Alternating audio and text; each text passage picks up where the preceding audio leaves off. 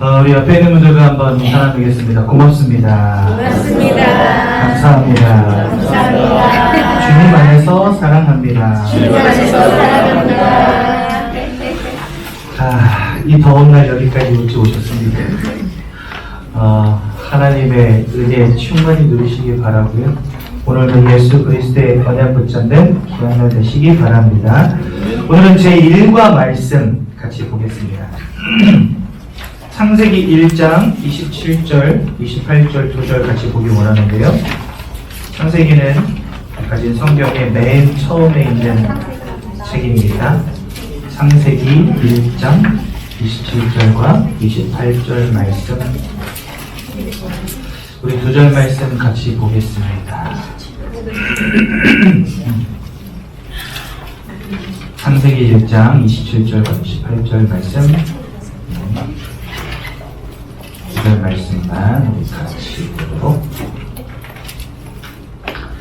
하겠습니다. 함께 봅니다. 시작. 하나님이 자기 형상 곧 하나님의 형상대로 사람을 창조하시되 남자와 여자를 창조하시고 하나님이 그들에게 복을 주시며 하나님이 그들에게 이르시되 생육하고 번성하여 땅에 충만하라. 땅을 정복하라. 바다의 물고기와 하늘의 새와 땅에 움직이는 모든 생물을 다스리라 하시니라. 아멘.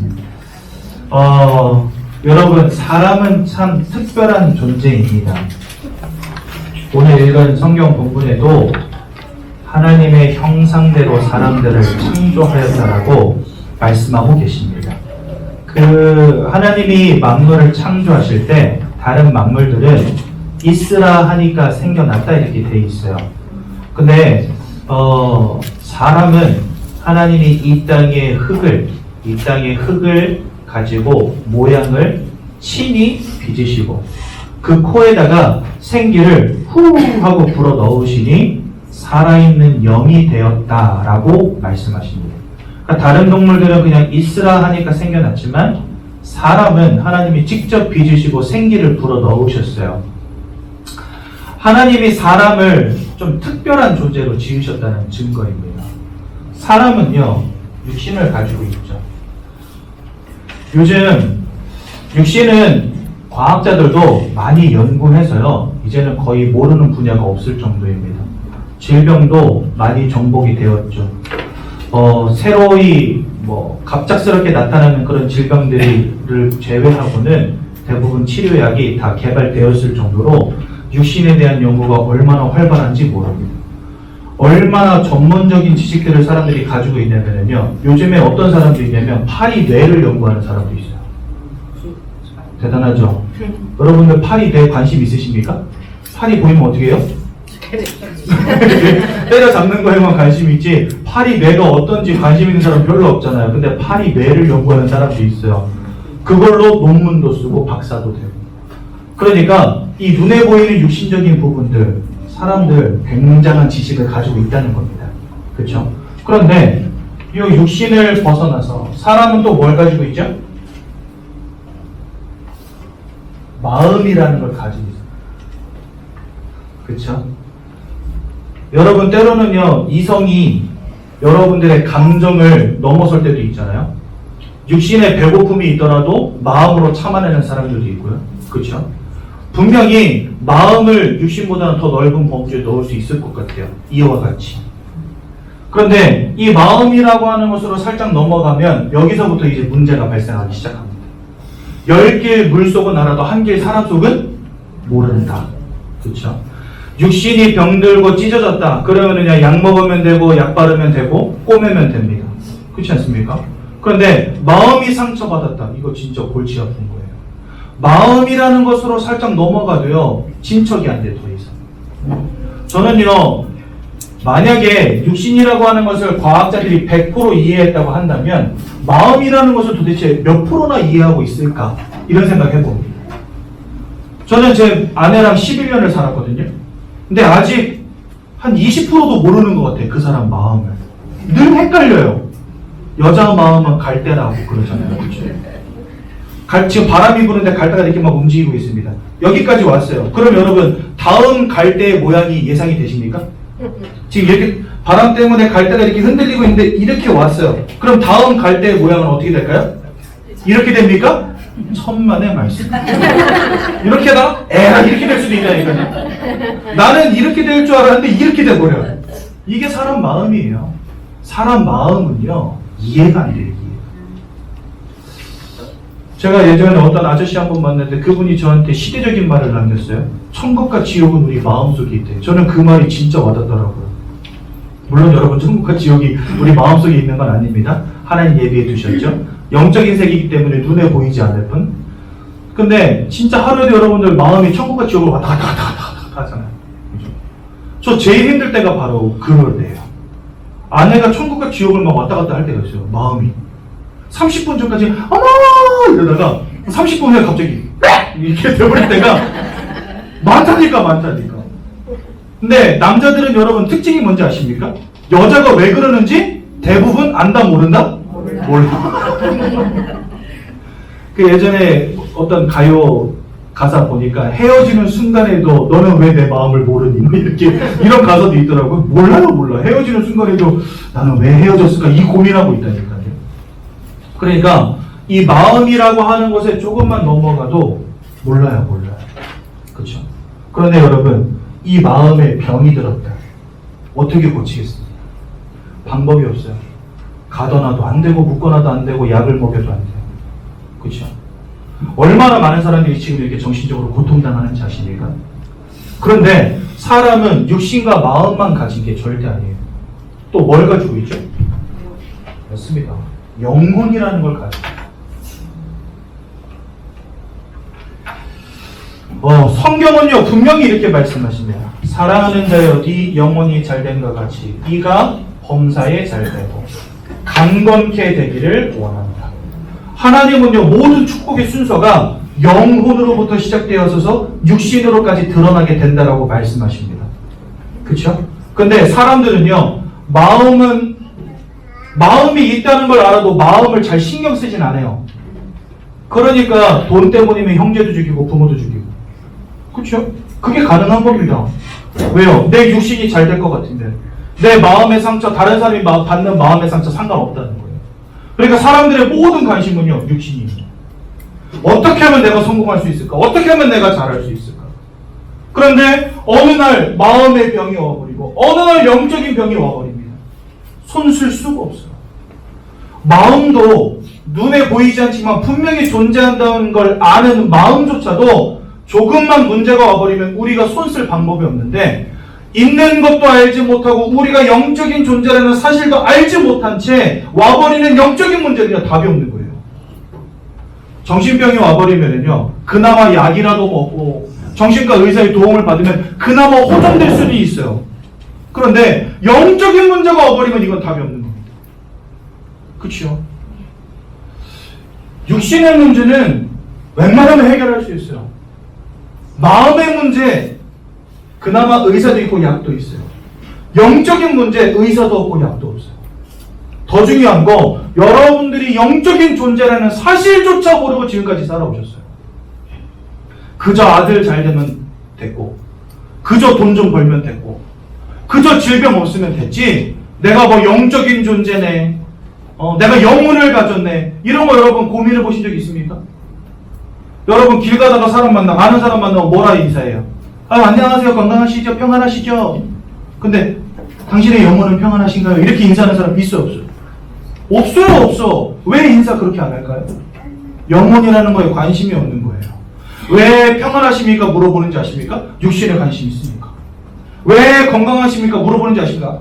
마음과 육신에 관심이 있으니까. 근데 그 사람의 영혼이 평안한지 안 한지는 관심도 없어. 왜? 내가 영적인 존재라는 사실도 모르고 살기 때문에. 근데 성경은 분명히 말씀하시거든요. 하나님의 형상을 따라 사람들을 창조하셨대요. 그렇죠? 근데 보니까 진짜 사람은 뭔가 특별한 것 같아. 다른 동물들, 다른 피조물과는 뭔가 다른 게 분명합니다. 그런데 뭐가 다른지 정확하게 정의 내리지를 못해요, 사람들이. 왜요? 내가 누군지를 모르니까. 근데 성경은 우리에게 정확하게 답을 주십니다. 우리가 어째서 다른 피조물과 구별되는 특별한 존재인지를 우리에게 분명히 말씀해 주십니다. 하나님의 형상을 따라 영적인 존재로 창조되었기 때문에 우리는 육신과 마음만 가진 존재가 아니라 영혼을 가진 존재라는 거. 그렇죠?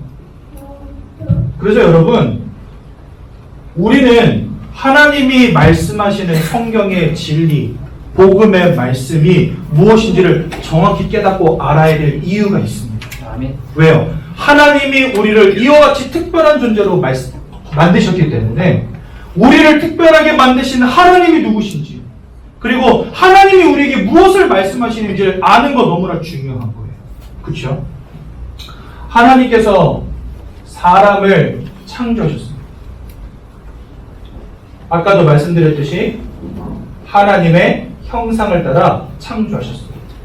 그래서요, 사람은 다른 동물들과 다르게, 다른 피조물과 다르게 영적인 행위를 하는 유일한 존재입니다. 이 땅을 창조하신 창조주 하나님을 닮았기 때문에 사람만 창조라는 행위를 합니다. 이 땅에 그 어떤 동물도요, 창조라는 행위를 하지 않아요. 제가 예전에 우스갯소리로 한번 비버 이야기 해드린 적이 있는데, 동물원에 가면 비버라는 동물이 있죠. 이 비버라는 동물은 뭐 짓고 사는지 아십니까? 댐을 지어요, 댐. 강 중간에다가 나무로, 흙으로 잔뜩 댐을 쌓고 그 속에 들어가 삽니다. 그런데 여러분, 동물원에 사는 비버는 먹이를 다 갖다 주니까 움직일 이유가 별로 없어요. 그렇죠? 그러니까 이 동물원에 있는 사육사들이 어떻게 전략을 짜냐면 나무를 잔뜩 갖다 놓습니다. 여러분, 만약에 여러분 집에 그냥 누워 있는데 누가 돈도 주고 밥도 주고 그러면 일 하겠어요? 백날 놀겠죠? 근데 동물들은요, 본능 따라 사는 존재이기 때문에 나무 갖다 놓으면요, 본능 따라 나무를 한쪽에다 막 열심히 갖다 쌓습니다. 왜냐면 얘는 그렇게 프로그램화 돼 있어요. 하고 싶어서 하는 게 아니라 그냥 그렇게 살아가도록 창조된 존재예요. 그러니까 나무 갖다 놓으면요, 열심히 물어다가 한쪽에다가 신나게 쌓습니다. 그리고 이제 다 쌓고 나면은 딱 만족하고 사육사가 주는 밥 맛있게 먹어요. 그런데 그렇게 이제 나무 댐까지 쌓아놓고 하면은 더 이상 얘가 할 일이 없잖아요? 그럼 얘는 논단 말이죠? 그럼 살 디룩디룩 찌겠죠, 저처럼? 그럼 안 되니까, 병들면 죽으니까 사육사들이 한 번씩 뭐 하냐? 나무를 갖다가 온 사방에 흩어버립니다. 갖다가 또 쌓으라고. 그러면요, 들어가서 사육사가 나무 갖다 이렇게 탁 던져버리면요, 비버가 그걸 보고 놀랍니다. 이게 뭔 일이야? 이러면서, 왜 그러세요? 하면서 깜짝 놀래. 그럼 저 같으면은 만약에 누가 우리 집을 때려 부셨다 그러면 그 인간하고 사생결단을 할 텐데, 일단 비버는 깜짝 놀라요. 그래서 사육사 나가면 또 나무 물어다가 또 쌓습니다. 그러면 이제 다 쌓고 나면 사육사가 또 뭐 해요? 또 흩어가서. 그럼 또 놀라겠죠, 이렇게. 쟤 뭐하냐, 이러면서. 그죠? 근데 비버는요, 그거를 1년 365일 해도 그러고 살아요. 왜일까요? 그저 그러고 살도록 창조된 존재예요. 그러니까 얘는 댐 짓는 것밖에 몰라. 제비는요, 진흙에다가 지푸라기 갖다 놓고 처마 밑에다 그렇게 집 짓는 거 외에는 몰라요. 여러분, 제비가 아파트 짓는 거 보신 적 있습니까? 제비가 진흙 아니고 돌멩이 가지고 집 짓는 거 보셨습니까? 그러는 법이 없어요. 제비는요, 북극에 살든 북극이나 남극에 살지는 모르겠지만 저 적도에 살든 무슨 뭐 유럽에 살든 어디에 살든 똑같이 집을 짓습니다. 외국 제비나 한국 제비나 똑같아요. 똑같이 집 짓습니다. 왜요? 그렇게 창조되었기 때문에. 그래서요, 그거는요, 창조라고 할 수가 없죠. 집 짓는 거 그걸 창조라고 할 수가 없어요. 그런데 사람은요, 없는 것에서부터 있는 것을 만들어냅니다. 그렇죠? 이 보드마크가 옛날에 없었지만 만들어냈어요. 누가요? 사람이요. 창조라는 행위를 하는 유일한 존재. 왜요? 이 땅을 창조하신 하나님을 닮았기 때문에. 또 두 번째로 영이신 하나님을 닮아서 하나님의 형상대로 창조된 영적인 존재이기 때문에 영적인 행위를 하는 유일한 존재입니다. 저쪽 청계산 갔더니 거기 보면 청계사라고 있거든요. 거기 보면 이렇게 옆으로 들어놓은 부처님이 계십니다. 거기 갔더니 사람들이 막 열심히 비더라고요. 또 그 옆에 보면 쬐끄만 사당이 있는데 거기 가니까 한여름에 회색 티를 입고 오셨어요, 어떤 아저씨가. 근데 얼마나 열심히 절을 하셨는지 티가 다 젖었어요. 그래서 막 열심히 절하고 있더라고요. 거기에 뭐 동물들이 와서 절을 하겠습니까? 사람들이니까 그렇게 하죠. 이상해요. 사람은요, 뭔가 영적인 행위를 해요. 어딘가를 찾아가서 빌고, 무엇인가 깎아놓고 빌고, 세워놓고 빌고, 갖다 놓고 빌고, 찾아가서 빌고, 들여가면서 빌고, 무릎으로 기어 올라가면서 빌고, 목욕 재개하고 흰 소복 입고 달 보면서 빌고, 해 보면서 빌고, 뭔가 사람들은요 무엇인가를 섬기고 빌고 드리고 하는 행위를 한단 말이죠. 그 어떤 피조물도 하지 않는 영적인 행위를 하는 유일한 존재, 그게 바로 사람입니다. 그 왜 사람만 이런 특별한 존재가 되었을까요? 하나님을 닮아서 이렇게 되어버렸어요. 하나님이 그렇게 만들어 놓으셨어요. 그렇다면 하나님께서 사람을 이와 같은 특별한 존재를 지으신 이유가 무엇이겠습니까? 그것을요 우리는 바로 원리라고 합니다. 어떤 원리냐? 창조의 원리, 생명의 원리라고 합니다. 여러분, 하나님이 이 땅을 지으실 때 피조물들을 지으시고 그 피조물들에게 절대적인 원리 한 가지씩을 주셨습니다. 그 절대적인 원리가 뭐냐? 예를 들자면 이런 것입니다. 물고기는요 물을 떠나 살 수 없도록 만들어 놓으셨어요. 지렁이, 떡밥 이런 것들 뭘 먹어도 상관이 없죠. 어떤 물고기는 다른 물고기를 잡아먹기도 합니다. 뭘 먹어도 상관없습니다. 그런데 물을 떠나서는 살 수 없는 존재로 만들어 두셨어요. 물고기를 먹어도 되고 지렁이를 먹어도 되고 떡밥을 먹어도 되고 아무것도 안 먹어도 돼요. 하지만 물을 떠나서는 살 수 없어요. 물고기는요 반드시 물 속에 있어야 됩니다. 그게 하나님 물고기를 지으실 때 물고기에게 주신 절대적인 원리 한 가지입니다. 절대적으로 물을 떠나서는 살 수 없는 존재로 만드신 거예요. 제가 이랬더니 어떤 초딩이 저한테 망둥어는 물 밖에서는 이제 뒤통수한테 올려 붙이고 말했죠. 야, 망둥어도 물 젖은 땅에 있어야 돼. 그 백날 나와 살 수는 없어. 물로 돌아가야 돼. 어떤 초딩은 또 날치는 100m를 날아가는데 야, 100m 난 다음에 어디로 가? 물로 가야 돼요. 영원히 하늘로 나는 물고기 없어요. 그쵸? 물 속에 있어야 돼요. 나무는 어떻습니까? 나무는요 땅 속에다가 뿌리를 내려야 됩니다. 그쵸? 북극에 있는 나무든 남극에 있는 나무든 적도에 있는 나무든 산꼭대기에 있는 나무든 평지에 있는 나무든 다 땅 속에 뿌리 박고 있어요. 뿌리 뽑힌 나무는 어떻게 됩니까? 반드시 죽어버립니다. 그래서 여러분 나무 옮겨 심을 때 어떻게 해요? 뿌리에다가 흙 이렇게 붙여가지고 새끼줄 돌돌돌 말아가지고 물 쫙 뿌려서 움직이잖아요. 그래야지 않으면 나무는 죽습니다. 뿌리가 땅과 분리가 된 나무는요 살 수가 없어요. 그렇죠? 그래서 나무는요 땅을 떠나서 살 수 없습니다. 새는 어떻습니까? 여러분 저 공중을 잃어버린 새는요 살 수가 없습니다. 그랬더니 어떤 초딩이 그러더라고요. 타조는 하늘을 안 날고 잘 사는데요. 얘는 원래부터 땅에서 뛰라고 만들어진 애예요. 이렇게 다리를 보세요. 그게 날아다니는 새입니까? 달리는 새지. 그렇지 않아요? 타조는요 달리라고 생긴 새예요. 그렇지 않습니까? 날아다니는 새가 아니에요. 그런데 여러분 참새, 기러기 이런 동물들 보십시오. 하늘을 날지 않고는 살 수 없는 존재들이에요. 그렇죠? 새는요 공중을 잃어버리고 살 수가 없는 겁니다. 한마디로 말해서 하나님이 이 땅의 피조물들을 지으시고 그 땅의 피조물들이 살아갈 절대적인 원리 한 가지씩을 주신 겁니다. 그렇다면 사람에게는 어떤 원리를 주셨을까요? 제가 여러분들에게 질문하겠습니다. 여러분 돈 있으면 삽니까? 그렇죠? 돈 없으면 죽습니까? 그건 아닙니다. 그럼 돈도 우리에게 절대적인 건 아니라는 이야기예요. 이 땅에 부자도 많지만 분명히 돈 없는 사람도 있거든요. 하지만 돈 없다고 사람들이 다 자살하고 죽고 그러진 않습니다. 그렇죠? 그러니까 돈이 우리에게 절대적인 기준이 아니라는 겁니다. 그 여러분 집 없으면 살고 집 없으면 죽고 집 있으면 삽니까? 그것도 아니에요. 이 중에 자기 집 가지신 분들 몇 분이나 되는지 모르겠지만 대부분 다 전세 월세 사시잖아요. 그렇죠? 자기 집을 사신 분도 계시겠지만 집 없는 사람은 못 산다 그러면 전월세 사는 사람들이 살 수 없는 거예요. 죽어야 되는 거예요. 그렇죠? 집도 기준이 아니라는 거예요. 사랑도 기준입니까? 결혼해서 사는 사람도 있으면 일평생을 싱글로 사는 사람도 있습니다. 사랑 때문에 고프고 마음이 힘들긴 하겠지만 살 수 있어요. 그것 때문에 죽지는 않습니다. 사랑도 보니까 절대적인 기준은 아니에요. 우리가 중요하다고 여기는 모든 것들 있으면 편하지만 없다고 해서 큰일 날 것도 아닌 것들이 대부분이에요. 그렇죠? 그러니까 절대적인 원리는 아닌 것입니다. 근데 우리는요 건강이라든지 돈이라든지 성공이라든지 이런 것들이 절대적인 것이라고 여겨요. 그래가지고 그것만이 나의 행복, 그것만이 나의 모든 것이라고 막 말합니다. 근데 여러분 그거 있다고 진짜 행복하고 모든 것일까요? 그렇진 않다는 사실. 저 시골 깡촌에서 먹을 것도 없고 지낼 것도 없고 너무 힘들어서 자살하는 사람이 있을 수 있어요. 그런데 저 강남의 펜트하우스에서 모든 것 다 가지고도 자살하는 사람들이 있어요. 왜 그럴까요? 행복이라는 것이 물질과 성공이 절대적인 행복의 기준이 될 수 없다는 것입니다. 한마디로 말해서요, 사람이 살아가는 데 있어서 절대적인 기준은 그런 눈에 보이는 것들, 육신의 것들, 물질의 것들이 아니라는 거예요. 그렇다면 사람에게 주신 절대적인 원리는 무엇일까요? 바로 하나님 자신입니다.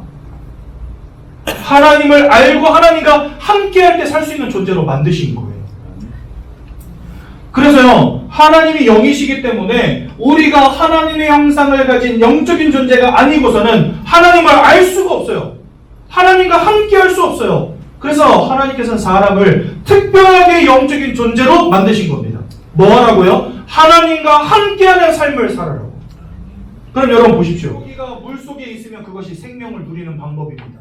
물을 잃어버리면 그것이 사망입니다. 나무가 땅에서 뿌리 뽑히면 그것이 사망입니다. 새가 공중을 잃어버리면 그것이 사망입니다. 그러면 사람이 하나님을 모르면 그것이 사망입니다. 그 여러분 지금까지 여러분들 하나님 모르고 내가 영적인 존재라는 거 모르고 살아오셨잖아요. 영적인 사망 상태 가운데 살아오신 거예요. 아, 전도사님 무슨 그런 끔찍한 말씀을 하십니까? 제가 왜 그것이 영적인 사망인지 좀 이따가 설명해 드리겠습니다. 이렇게 하나님께서는 우리를 하나님과 함께해야지만 살 수 있는 존재로 만드셨는데 어느 날 중대한 근본적인 문제가 벌어지게 된 것입니다. 그게 뭐냐? 하나님을 대적하여 타락한 존재 사단에게 속아서 하나님이 지으신 첫사람 아담과 하와가 하나님이 따먹지 말라한 선악과를 따먹고 결과적으로는 하나님을 떠나는 문제 속에, 즉 하나님과 단절된 문제 속에 빠지게 됩니다. 여러분, 이 세 가지 근본 문제 참 중요합니다. 우리는요, 지금까지 한 번도 생각해 본 적도 없고 인정해 본 적도 없는데 성경은요, 우리에게 우리 인생에 와 있는 근본적인 문제가 무엇인지를 말씀하고 계세요. 나는 지금까지 남편 잘못 만나서 고생하는 줄 알았고, 잘못 나서 고생한 줄 알았고, 공부 못해서 고생한 줄 알았고, 운이 없고 운명과 사주팔자, 팔자가 사나워서 고생하는 줄 알았는데 그게 아니라는 거예요. 성경은요, 우리에게 불행을 가져다주는 존재가 있고 그 녀석 때문에 우리가 죄와 저주 가운데 빠지게 되었고 생명의 그런 대신에 하나님을 잃어버렸다고 말씀하십니다. 나에게 보여지는 문제가 오기 전에 보이지 않고 숨겨져 있는 수많은, 가장 중요한 세 가지 문제가 있었다는 것입니다. 나는 지금까지 질병 문제인 줄 알았는데, 나는 지금까지 가정 문제인 줄 알았는데, 나는 지금까지 건강 문제인 줄 알았는데, 나는 지금까지 경제 문제인 줄 알았는데, 나는 지금까지 그저 내 마음 문제인 줄 알았는데 알고 보니까 숨겨져 있는 가장 중요한 세 가지 문제가 있다는 거예요. 나에게 불행을 가져다주고 모든 것을 빼앗고 죽이고 멸망시키려는 존재가 이 땅에 있었다는 것입니다. 지금도 있다는 것입니다. 그 녀석의 이름이 바로 사단이라고 하는 거예요. 이 녀석에 속아서 우리가 모든 죄와 저주 가운데 빠지게 되었고, 가장 중요한 거, 내 생명의 원리 대신, 축복의 원리 대신 하나님을 잃어버린 상태 속에 빠지게 되었다는 겁니다. 그치요? 그래서 여러분들 잘 아셔야 돼요. 내가 공부 열심히 하고 돈 많이 버는 것보다 더 중요한 게 뭐냐? 하나님이 주신 이 생명의 원리, 축복의 원리 속으로 돌아가야 된다는 것입니다. 물 밖으로 나와 있는 물고기에게 중요한 건 떡밥이 아니고 지렁이가 아닙니다. 뭐가 중요하죠? 일단은 물로 들어가야 돼요. 물로 들어가야 떡밥도 의미가 있고 지렁이도 의미가 있는 것이지, 물 밖에서는요, 떡밥 지렁이 한 트럭 쌓여 있어도 소용이 없어요. 그렇지 않습니까? 마찬가지로 하나님을 떠나버린 인생에게 돈도 중요하고 성공도 중요하지만 그것은 하나님 안에 있을 때 의미가 있는 것이지, 하나님 잃어버린 상태에서는요, 돈도 성공도 지식도 나에게 의미가 없습니다. 왜요? 그것 자체가 사망 상태이기 때문에, 하나님을 잃어버린 것 자체가 사망 상태이기 때문에, 물 떠난 물고기 같은 상태이기 때문에 의미가 없는 거예요. 그래서 여러분, 이 인생의 근본 문제가 모든 사람들에게 임하여 있다는 사실을 꼭 기억하십시오. 이 인생의 근본 문제 때문에 드디어 모든 사람들에게 모든 문제가 오게 된 것입니다. 어떤 문제가 와 있습니까? 첫 번째로 요한복음 8장 44절에 보니까 너희는 너희 아비 마귀에게서 났으니, 우리의 영적인 신분 자체가 마귀의 자녀라고 성경 말씀하십니다. 이 녀석은요, 즉 다른 말로 말하면 운명과 사주팔자에 붙잡혀버린 인생이 되었다라는 말이죠. 이 녀석은요, 요한복음 10장 10절에 보니까 뭐라 말씀하시냐? 모든 것을 빼앗고 죽이고 멸망시키는 자 이렇게 말씀하십니다. 이거 외에는 하는 일이 없다라고 말해요. 그러니까 여러분들의 인생을요 빼앗고 죽이고 멸망시키는 목적 외에는 가지고 있지 않는 존재입니다. 그런데 이 녀석에게 속한 자로 태어난 거예요. 태어날 때부터 이 녀석에게 붙잡혀서 그 가운데서 자라고 그 가운데서 배우고 그 가운데서 일하고 그러다 보니까 모든 것을 빼앗고 죽이고 멸망시키는 자가 역사할 때마다 여러분들의 인생의 삶의 문제, 마음의 문제, 경제의 문제, 질병의 문제, 인생의 문제, 가정의 문제, 가문의 문제가 내가 원치도 않는데 막 다가오는 겁니다. 여러분, 아까 제가 말씀드렸죠? 사람들은 육신적인 것에 관심이 많지만 사실 육신을 담고 있는 이 마음 그리고요 이 육신과 마음을 다 담고 있는 이 영혼이 사단에게 붙잡힌 상태가 되었다는 거예요. 내가 육신적으로 아무리 성공하려고 해도 안 되어지는 겁니다. 아니 성공했다 하더라도 영혼이 사돈에게 딱 사로잡혀가지고요 그 마음의 평안함을 잃어요. 이상한 실패가 계속해서 올 수밖에 없는 상태가 되었다는 것입니다. 이게 사단에게 속한 자가 되었다는 말입니다. 얼마나 무서운 말입니까? 그러니까 여러분들의 의지와 노력과 상관이 없이 원치 않는 실패와 불행이 올 수밖에 없는 상태가 된 겁니다. 그게 사단 마귀에게 속한 자입니다. 그렇죠? 그러다 보니까 사람들 다 뭐합니까? 우상 숭배합니다. 어떻게든 이와 같은 문제들 좀 막아보려고 좀 더 축복받아보려고 불행을 막아보려고 열심히 차려놓고 빌고 깎아놓고 빌고 합니다. 그런데 성경에 고린도전서 10장 20절에 보니까 그것이 귀신과 교제하는 것이니라 말씀하십니다. 여러분 귀신은 사람이 주고 되는 게 귀신 아닙니다. 성경에 보니까 사람이 한 번 죽는 것은 정하신 것이요 이래 되어 있습니다. 이 땅에 여기에 천년만년 사실 분 없지요. 결국은요 70년 80년 혹은 100년 살다가 다 가실 겁니다. 그런데 그 이후에는 심판이 있다라고 성경 말씀하세요. 그 심판은 뭘까요? 하나님이 천국과 지옥을 나누는 심판입니다. 그렇죠? 그러면 사람이 한 번 죽고 나면 천국으로든 지옥으로든 들어가고 그 속에서 영원히 살게 됩니다.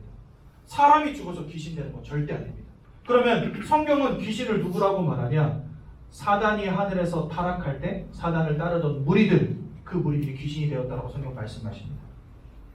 그런데요, 보면은요, 이런 사람들 많아요. 꿈속에서 아버지가 나타나가지고 왜 제사 안 지내냐 이러는 사람들도 있고, 점쟁이들이 점칠 때 보면은 막 아버지 목소리도 내고, 그 다음에 일찍 죽어버린 그런 조카 목소리도 내고, 그러니까 사람들이 막 깜짝깜짝 놀랍니다. 와, 아버지가 오셨다. 조카가 왔다. 이런 식으로 이야기합니다. 근데 여러분 그거 다 거짓말입니다. 여러분 사단은요 고린도서 11장 14절에 보니까 광명의 천사처럼도 가장할 수 있다 이렇게 되어 있습니다.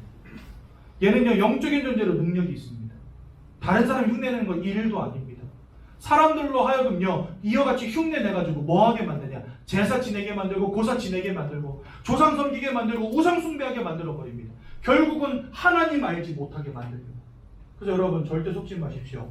귀신은 사람 주고 귀신 되는 것이 아니라 이 사단을 따르는 무리들이 귀신이라고 성경 말씀하십니다. 속이는 것이 이 녀석이 하는 일이기 때문에 갖가지 모양으로 사람들을 속입니다. 때로는 아버지처럼 나타나고 때로는 조카처럼 나타나고 때로는 이모처럼 나타나고 때로는 할머니처럼 나타나고 이게 사단이 하는 짓입니다. 근데 여러분 우상 숭배하면 그것은 귀신과 교제하는 것, 결국은요 불행을 막으려고 하는 이 우상 숭배가 또 다른 불행을, 또 다른 저주를, 또 다른 재앙을 불러온다는 사실. 왜요? 사단과 귀신이 한 통 속인데 요것들 앞에 절하고 지금 섬기고 드리고 하고 있는 거예요. 그게 바로 우상 숭배입니다. 그래서 사람들이 그 마음이 평안하겠습니까? 사랑하는 자여 네 영혼이 잘된 것 같이 네가 범사에 잘되고 말씀하셨는데 우리의 영혼이 사단에게 사로잡힌 상태가 되어버리니까 마음의 평안함이 있겠습니까 여러분? 아닙니다. 늘 우울하고 불안하고 근심과 걱정이 따르고 행복과 만족이 없고, 그렇지요? 왜 사람들이요 사랑해서 결혼했는데 이혼하고요, 사랑해서 자녀 낳았는데요 막 자녀를 갖다 버리고 막 죽이기도 하고, 왜 그렇습니까? 마음의 평안함이, 마음의 만족이, 마음의 행복이 없어요. 다 잃어버렸어요. 뭔가에 시달리고 뭔가에 눌리고 뭔가에 어려움 당하고 고통 당하고 악몽을 꾸기도 하고 환상을 보기도 하고 환청을 듣기도 하고, 사람들이요 그 마음이 완전히 무너져 버렸습니다. 그러니 그 삶이 여러분 온전하겠습니까? 어떻게 온전합니까? 에라 모르겠다 마시지 않으면 견딜 수 없고 약을 먹지 않으면 잠을 잘 수 없고, 사람들이요 삶이 다 무너지는 거예요. 방황하고요 역마살이 꼈다 그러죠. 막 돌아다니고요. 아내로 만족하지 못하고 밖에 나가서 음란하게 되고, 여러분 사람들이 그 삶이 완전히 무너지게 됐습니다. 심지어는요 이혼하기도 하고 자살하기도 하고 사람들의 삶이 완전 무너져 버렸습니다. 왜요? 축복의 근원 대신 생명의 근원 대신 하나님 잃어버리고 사단 마귀 운명과 사주팔자에 붙잡힌 인생 되어가지고 열심히 우상 숭배했는데 그것이 귀신과 교제하는 거예요. 마음과 삶이 완전히 무너져버린 상태. 이렇게 살아가다가 결국 죽어서는요 히브리서 9장 27절에 보니까 한 번 죽는 거 정하여져 있다고 그러시고 나중에 심판이 있으리니 이렇게 말씀하시죠. 요한일서 5장 11절 13절에 보니까 하나님의 아들이 있는 자는 생명이 있지만 하나님의 아들이 없는 자는 생명이 없느니라 말씀하십니다. 즉 예수를 믿고 하나님의 자녀가 되고 하나님께 속한 자가 된 사람들은 천국으로, 하나님을 알지 못하고 여전히 마귀에게 속한 자로 살아가는 사람들은 저 지옥으로 갈 수밖에 없다고 성경 말씀하시는 거죠. 그러니까 예수를 알지 못하는 모든 사람들 지옥으로 갈 수밖에 없는 거예요. 여섯 번째로 이 모든 문제들이 우리 후대들에게도 그대로 내려간다는 사실. 우리 후대들이라고 여기에서 자유로울 수 없다는 것입니다. 여러분들의 배 아파서 난 그 사랑스러운 아들과 딸들이 이와 같은 영적인 문제로부터 지금 자유로울 수 없다는 사실. 여전히 이 문제 속에 다 사로잡혀 있다는 사실입니다. 그리고 여러분 얼마나 안타까운 일입니까? 여러분들이 지금까지 복음 알지 못하고 어마어마한 고통 속에 살았는데 여러분들의 자녀들 또한 이 속에 여전히 있다는 것입니다. 돈으로 해결되는 문제가 아니고 지식으로 해결되는 문제가 아니고 권력으로 해결되는 문제가 아니기 때문에 하나님께서 우리의 힘으로 해결할 수 없는 것을 아시고 길을 열어주셨습니다. 그분이 바로 누구십니까? 예수님이십니다. 요한일서 3장 8절에 보니까 이렇게 말씀하십니다. 죄를 짓는 자마다 마귀에게 속하여 있다 말씀하십니다. 그러니까 우리는 다 마귀에게 속한 자입니다. 원죄 가운데 있기 때문에, 하나님을 떠난 죄악 가운데 살았기 때문에, 지금까지 하나님이 누구신지 알지 못하고 우상 숭배하는 죄악 가운데 있었기 때문에 다 마귀에게 속한 자들입니다. 그런데 하나님의 아들 예수가 나타나신 것은 이 마귀가 하는 모든 일을 멸하기 위함이니라. 그래서 예수님은요 참 왕으로 오셔서 사단의 권세를 꺾으신 유일한 길이 되신 것입니다. 또 로마서 8장 1절에서 2절에 보니까 예수 안에 있는 자에게는 결코 정죄함이 없나니 우리가 더 이상 죄인이 아니라고 말씀하십니다. 예수께서 십자가에 못 박혀 죽으시고 우리를 위하여 모든 보혈의 피를 흘려주셨습니다. 자기의 몸을 우리를 위한 대속물로 내어주셨습니다. 예수님이 이 땅에 오신 것은 섬김을 받으려는 것이 아니라 도리어 섬기러 오셨다 말씀하시면서요 자기를 모든 사람들을 위한 대속물로 내어주셨느니라고 말씀하십니다. 그게 뭐죠? 예수 그리스도가 우리의 모든 죄악을 해결하기 위해서 이 땅에 그리스도로 길로 오셨다는 것입니다. 그래서 예수님은요 우리의 모든 죄와 저주의 문제를 해결하신 참 제사장이 되십니다. 세 번째로 요한복음 14장 6절에 보니까 내가 곧 길이요 진리요 생명이니 나로 말미암지 않고는 아버지께로 올 자가 아무도 없느니라.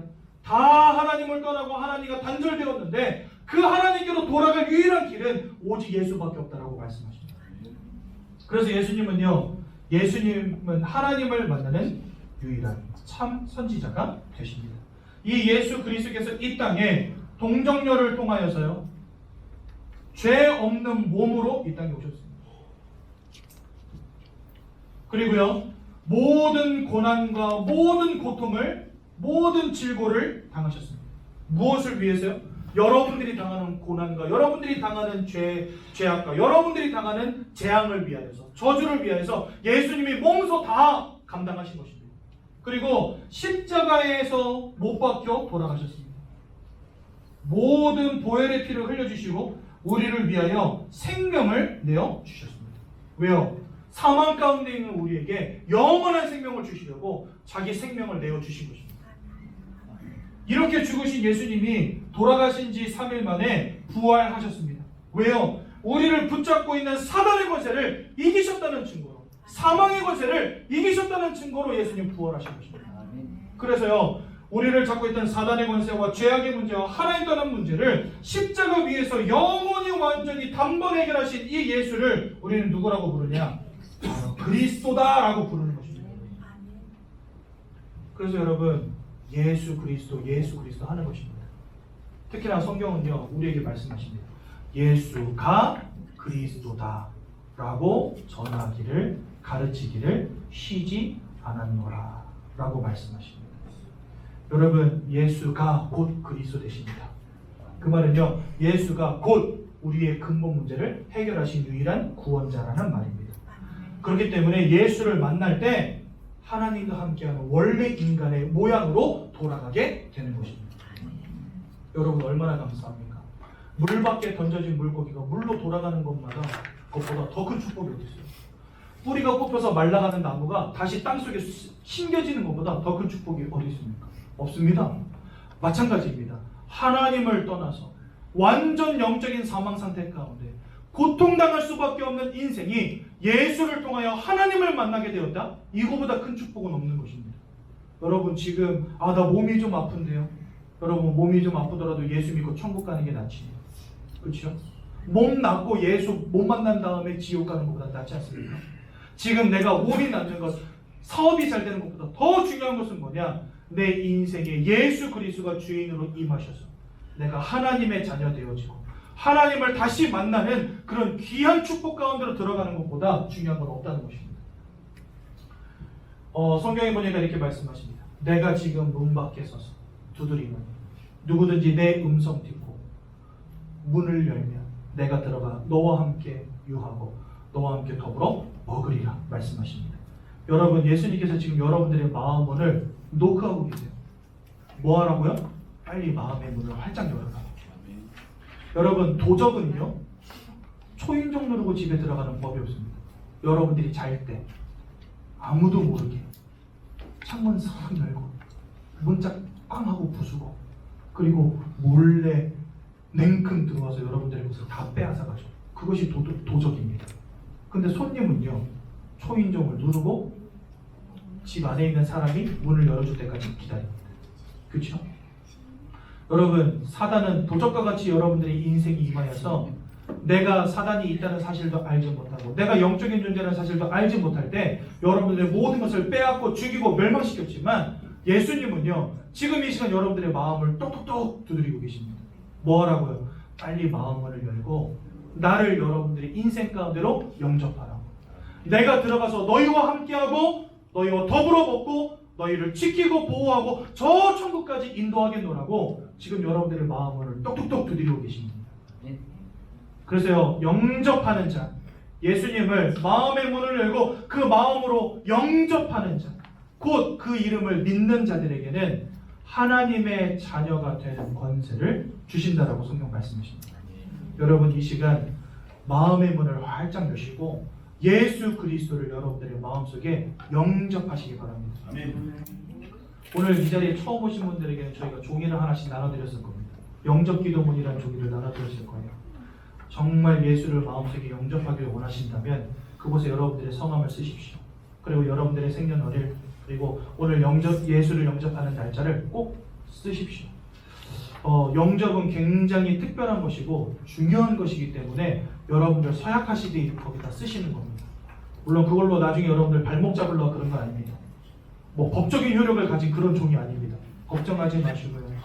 쓰신 다음에 나중에 저희들에게 그 종이를 주시면 저희가 코팅해서 다음 주에 여러분들에게 다시 나눠드릴 겁니다. 너무나 소중하고 너무나 특별한 순간이기 때문에 평생 간직하시라고 쓰시라고 하는 것입니다. 여러분 이 시간 예수 그리스도를 우리 마음속에 다 같이 영접합시다. 예수님이 우리 인생 가운데 임하셔서 우리를 자녀 삼아 주시고 우리와 함께 하시는 것, 그것이 우리 인생의 최고 축복임을 아시고 예수를 마음에 영접하시기 바랍니다.